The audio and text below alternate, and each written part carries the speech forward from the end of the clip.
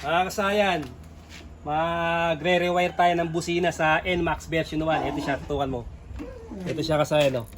Bali, ang nagiging problema niya, yung busina niya, pawala-wala. Minsan okay, minsan wala. Kasi nga itong relay na ginamit, ito yung mga substandard, kumbaga sa mga materyales. Ito siya, oh. Yan siya kasayan, ha. Tapos gagamitan natin siya ng ano, para sigurado, yung pangmalakasan natin Bosch relay, yung gagamitin natin. Kasi tutunog siya tapos mawawala. Minsan tutunog, minsan hindi. Kakasaya na. Ito yung ating i-rewire. Tingnan nyo to. Tutukan mo dito. Ito yung mga nabibili na relay na meron na siyang ano. Meron na kaagad siyang mga socket. Saka sa kabila. Oh. Ang gagawin natin dyan, papalitan natin ng wire. Ito yung circuit wire. Yung circuit wire, tsaka itong Bosch relay. Ito na, irerekta na natin sa pindutan mismo ng ano, ng pindutan ng busina. Tapos maglalagay tayo ng pang safety. Yung diretso sa battery na number 30, ito yun, oh. Lalagyan natin siya ng fuse na 15 ampere. Babaklasin muna namin tong mga wire. Papalitan natin. Tapos babalikan namin kayo. Ayan yung ano, yung mga relay na ano, yung kasama na yung wire. Maninipis lang to, kaya hindi ka talaga bibigyan ng solidong tunog. Sa umpisa lang tumalakas. Pag mga ilang araw na, wala na, humihina na siya. Ito kasi yan yung galing sa busina, oh. Ito ha, para hindi kayo malito, ito unahin nyo ha. Ito yung pinaglagyan ng stock horn. Ang una nyong gagawin, itong 85, 86, yun ang ilalagay nyo kahit magkabaliktaran. Ang ginamit natin, Bosch relay ha. So automotive para original na. Siyempre naka NMAX kailangan yung pangmalakasan na yung gagamitin natin. Ito siya, oh. 85, 86 kahit magkabaliktaran yan ha. Lalagay natin dyan. Sa kabila. 85 at 86. Ito yung trigger. Trigger ng Yamaha, kulay pink. Ito siya. Tapos ngayon, ito naman yung number 30. Yung diretso ng battery. Ito siya, oh.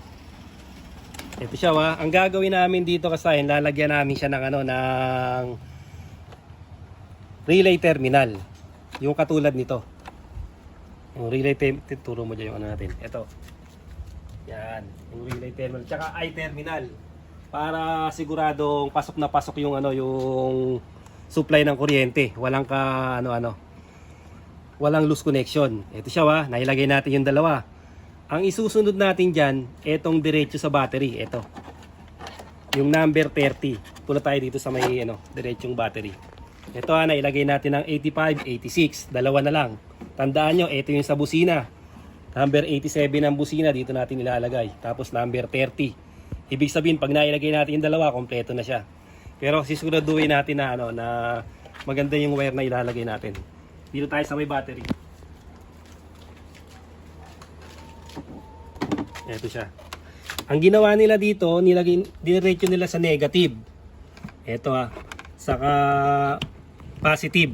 Okay, tama. Pwede rin naman tong walang fuse. Okay din to. Basta sure ball yung pag-wiring. Pero pinakamaganda para iwas grounded, lagyan natin ng fuse ng 15 ampere. Ito yung negative. Pinaipit lang siya. Bali ang gagawin natin dito, lalagyan natin siya ng I-terminal. Yung ganito. Tutok mo lang dyan ako, I-terminal. Para siguradong walang misconnection. Ito yung lalagay natin, yung dalawa. Ito yung I-terminal sa magkabila. Kasi pinaipit lang to eh. Maaring yan lang din ng mga hindi siya masyadong maganda yung ground niya. Yung dalawa na to ilalagay natin, oh. Magkabila. Tapos babalikan namin kayo pag naiporma na namin to.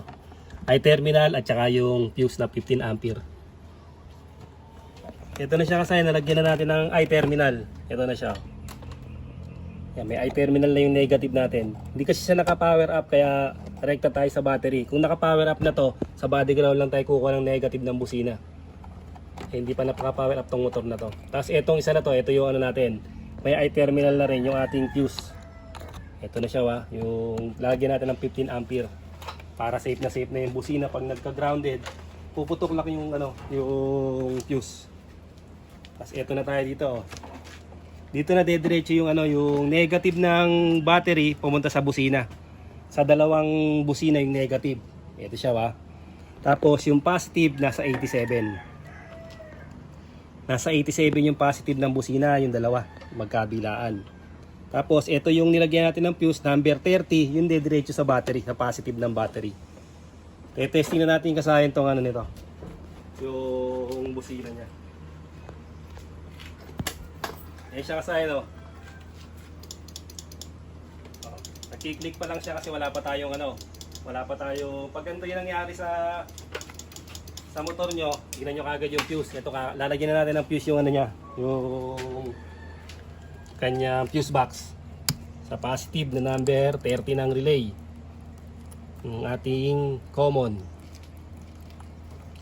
Sik nyo lang mabuti siya para sigurado. Tapos yan yung pinaka-pwestuhan niya.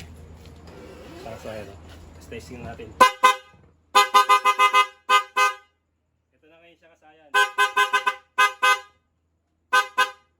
Ngayon kasayan, ano daw ba, lalagyan daw ba natin ng passing light? Lalagyan natin kasayan ng passing light. Ito naman yun. Dito naman tayo pupunta. Pupunta tayo sa may positive ng busina o number 87 ng relay. Ito yun. Ito yun ha. Dito tayo magduduktong ng wire. Ito yung duduktong natin ng wire papunta dito sa may high and low. Kung sa high natin ilalagay, ito yung diretso yung switch para hindi kayo mahirapan pag maglalagay kayo ng passing light. Ito siya. Kadalasang common dito, itong kulay blue. Testingin natin yung brown kung alin yung high, doon tayo maglalagay ng passing light. Magre-ready lang ako ng diode, babalikan namin kayo. Ito na kasayan yung diode natin Ang titignan nyo lang dito, ito yung maselan dito. Yung may lining na gray. Ito siya. Ito yung papunta sa ilaw. Ito ngayon yung ilaw niya Ito yung ilaw. Tapos, itong isa na to sa busina. Kasi ang gagawin natin, horn with passing light. Number 87 ang relay o positive ng busina. Yun ang tinutumbok nyo, pupuntahan dito. Ito siya Ito yung 87 ang relay. Ito, dito natin siya ilalagay. Dito natin ilalagay yung isang ng passing light. Siya ba? Number 87 or positive ng busina. Parehas lang ang tinutumbok nyon. Kasi doon papunta yung positive ng busina sa 87 ng relay. Kaya lagay mo sa positive, okay. Lagay mo sa number 87 ng relay, okay din.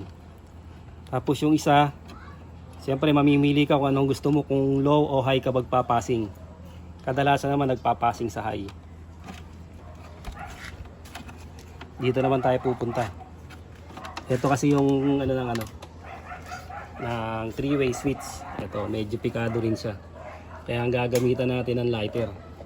Kailangan na naman natin ng lighter dito, may wagang lighter. Yan. Hindi na tayo dyan, dito tayo kukuha sa taas.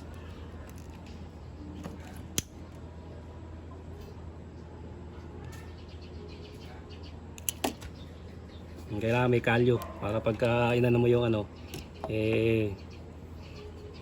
hindi ka mapapasok. Yan.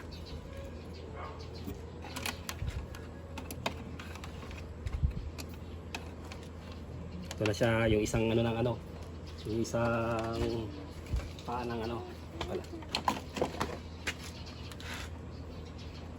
Habaan na natin ng konti.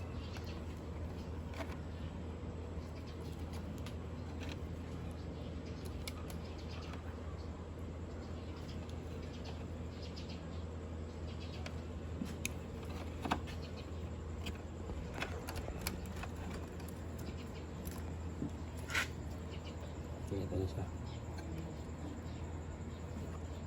Bali, tignan muna natin, baka low yung nakuha natin para sigurado.